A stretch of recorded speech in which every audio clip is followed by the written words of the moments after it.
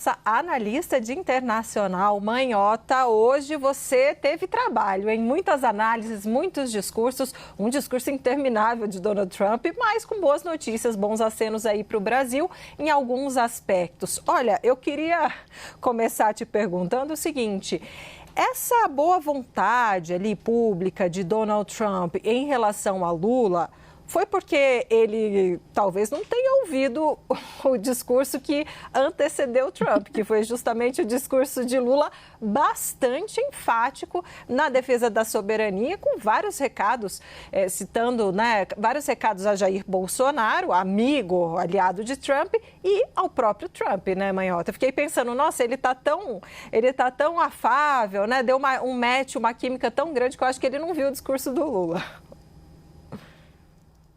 Pois é, Débora, boa tarde a você, ao Yuri, a todos que nos acompanham em mais um grande dia de coberturas internacionais intensas, né?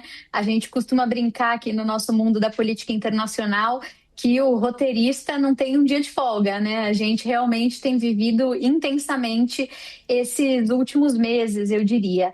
Em relação aos discursos, vou começar falando sobre o discurso de Lula, já que você cita esse discurso e a força que ele produziu, né? E depois a gente pode, claro, falar também sobre essa expectativa de um eventual encontro entre os dois presidentes.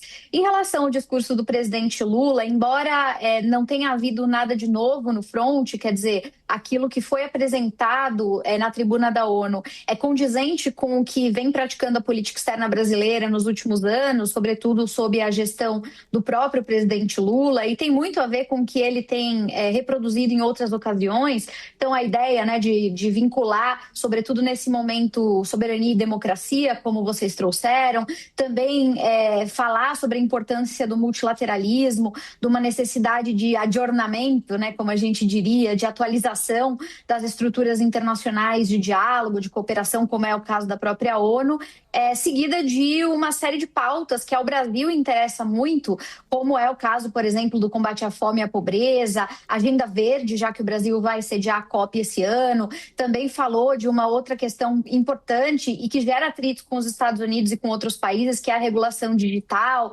Citou, né, claro, os assuntos geopolíticos mais quentes, como vocês bem lembraram, as guerras, falou da América Latina, né, citou as várias possibilidades de agrupamento em torno do Sul global. Então, quer dizer, um discurso abrangente que tocou nos pontos de sensibilidade, que está contextualizado nesse momento de crise com os Estados Unidos e que transmitiu o recado, seja para a audiência que estava ali presente, né, uma audiência internacional, seja para consumo doméstico. Afinal, esses discursos na ONU cada vez mais têm sido, né, direcionados na direção do público dentro de casa, porque os governos usam isso para se promover, fazer campanha em alguns casos e, evidentemente, sobretudo no momento de uma tensão grande com um parceiro importante como os Estados Unidos, isso não poderia deixar, né, de ser mencionado.